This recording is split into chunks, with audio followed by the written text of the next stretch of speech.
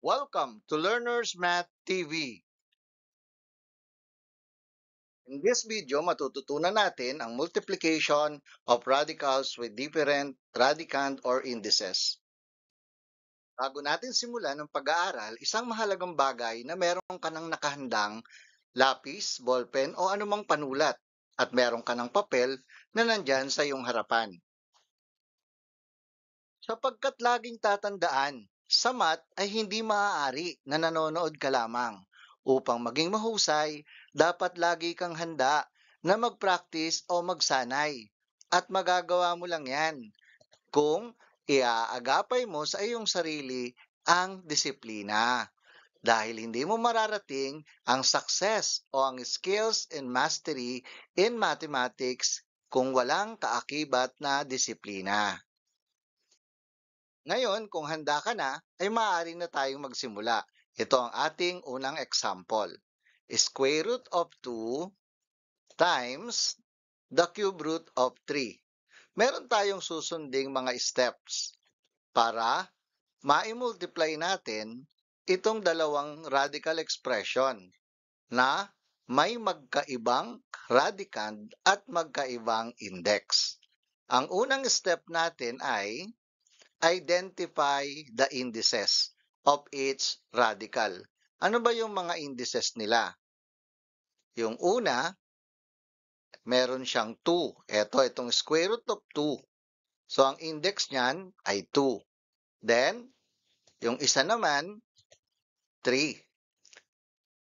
So, nakuha na natin. Yan ang step 1. Kailangan ma-identify muna natin yung mga indices ng radicals. Now, ano ang kasunod na step? Find the least common index. Paano natin makukuha yung least common index? So, ang gagawin natin, magka-count tayo by 2 dito sa una nating index. So, pag nag-count tayo by 2, ang susunod dyan ay 4 and then 6. Tapos, dito naman sa 3, pag nag-count naman tayo by 3, 3, next is 6. So, nagkaroon na tayo agad ng common. Ayan yung tinatawag nating common index or least common index, yung 6. Ngayon, dahil nakuha na natin yung least common index, punta na tayo sa step 3. Rewrite its radical using the new index. So, papalitan na raw natin yung mga indices nitong ating given radical expression. Ano ipapalit natin dyan? Ang ipapalit natin dyan ay of course yung ating least common index, yung 6. Yan na ngayon yung ating new index. Ayan. Okay. So ngayon, ilalagay na natin yung ating new index. And then, bago tayo pumunta sa step 4, kailangan muna natin ilagay yung mga exponent na nandito sa mga radicand. Paano natin makukuha yung exponent? I-divide natin yung new index doon sa dating index. 6 divided by 2 equals 3. Kaya, yun ang magiging exponent nitong radicand na 2. Dito naman sa kabila, 6 divided by 3 equals 2. Yun naman ang magiging index nitong radicand na 3. So ngayon, nagawa na natin yung step 3. Punta na tayo sa step 4. Multiply under 1 radical sign. So, i-multiply na natin siya under 1 radical sign. So, isi-simplify natin itong 2 raised to 3, that is equivalent to 8, and 3 raised to 2, that is equivalent to 9. Yan. So, magiging the 6th root of 8 times 9. Ulitin natin. Bakit naging 8 ito? Dahil ang 2 raised to 3 ay equivalent sa 8. At ang 3 squared or 3 raised to 2 ay equivalent sa 9. Then let us now multiply. That is equivalent now to the 6th root of 72. Now, for the step 5, simplify if possible. So, hindi ito laging ginagawa, yung step 5, if possible lang. Paano mo malalaman kung kailangan mo pa siyang isimplify? Kunin mo ang kanyang lahat ng mga factors. So, these are the list of factors. Sa lahat ng mga factors na nakalista dito, wala man isa sa kanila na perfect sixth root.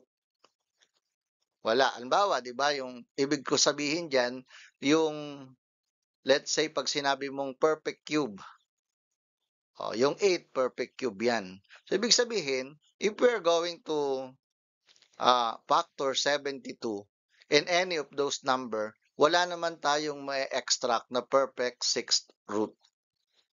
Kaya, it means to say, yan na yung ating pinaka-final answer. Para naman dito sa ating susunod na example, ang susunod naman nating example ay magkaiba lang yung kanilang index, yung kanilang mga indices. Pero magkapareho yung kanilang radicand. So, gagamit pa rin tayo dyan ng ating step 1 to 5 paraan para ma-multiply natin. So, una uli, step 1, para lagi nating matandaan, identify the indices of each radical. Ano uli yung mga indices nila? Nakikita naman natin, 3 and 6. So, lagay natin dito. And then, para malaman natin ngayon, sa step 2, yung ating LCI, because we have to find the least common index, mag-count tayo by 3 dito sa ating unang index. So, 3, next dyan ay 6. So, dito hindi na natin kailangan pang mag-count sa pangalawa kasi nakita na natin na meron na siyang common. Ayan, meron ng common index. Least common index. So, that is 6. So, pupunta na tayo ngayon sa step 3. Rewrite each radical using the new index. So, sulat na natin kasi ang new index natin ay 6. Ayan, lagay na natin yung 6. And then, dapat lagay natin yung exponent sa mga radicand. Paano natin gagawin yon? Uli, i-divide natin yung bagong index sa dati niyang index. So, magiging 6 divided by 3 equals 2. Ayan, yun may mapupunta rito. Then, dito naman, sa pangalawa, 6 divided by 6 is just equal to 1. So, actually, kahit wag mo na ngayong isulat, dito, okay lang. Pero just for the sake of visualization, so lagay muna natin. Now, dito na tayo ngayon sa step 4. Multiply under one radical sign. Ayan. So, itong 4 squared, yan ay 4 times 4, that is equivalent to 16. Then, 4 raised to 1, of course, equal lang yan sa 4. Then, i-multiply na natin 16 times 4, that is equivalent to 64. And if we're going to simplify, the 6th root of 64 is equal to, di ba? Kasi sa step 5, kailangan daw nating i-simplify if possible. That is just equal to 2. Ayan. Bakit? Kasi ang 2 raised to 6 ay equal sa 2 times 2 times 2 times 2 times 2 times 2. That is equivalent to 64. Dito sa ating third example, square root of 3 times the fourth root of 5 ay maaaring i-post mo muna ang video. Total, meron ka namang nakahandang panulat at papel dyan sa iyong harapan, maaari mong subukan. And then later, makikita mo kung tama ba ang iyong ginawa. Okay? Kung nagawa mo na, tignan natin kung ano ang tamang sagot at solution. Okay. Step 1. Identify the indices of each radical. Ano yung mga indices niya? 2 and 4. Then, step 2, find the least common index. So, mag-count tayo from 2, 4. So, hindi na natin itutuloy kasi meron na tayong common. Ayan. So, step 3 na tayo. Rewrite its radical using the new index. Anong new index? Yung nakuha nating LCI. That is 4. Then, gawin na natin ang step 3. Ilagay na natin yung bagong index. Pagkatapos, ilagay na natin ngayon yung mga exponent dito.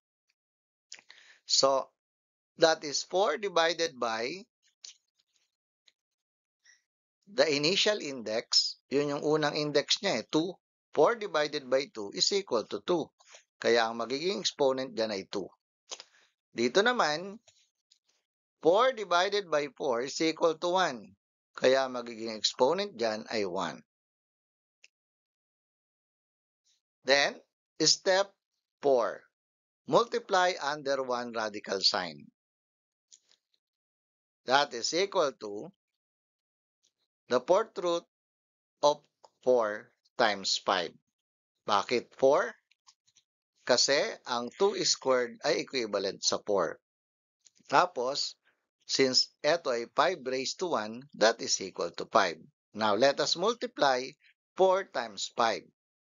That is equal to the fourth root of 20. For step 5, simplify if possible. Tignan natin yung list ng kanyang mga factors. Ang 1, ang 2, ang 4, 5, 10, and 20, they are not perfect fourth root.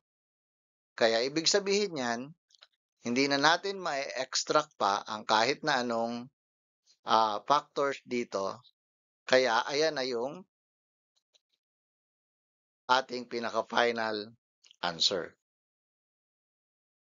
Ngayon naman, to complete your learning process, maaari mong sagutan ang practice exercises na ito. Maaari mo ring ilagay sa comment section ang iyong final answer. Paalalang muli na laging tatandaan, sa math ay hindi maaari na nanonood ka lamang. Upang maging mahusay, dapat lagi kang handa na mag-practice o magsanay. Kaya't samahan ng disiplina sa sarili upang magkaroon ng success sa skills and mastery in mathematics.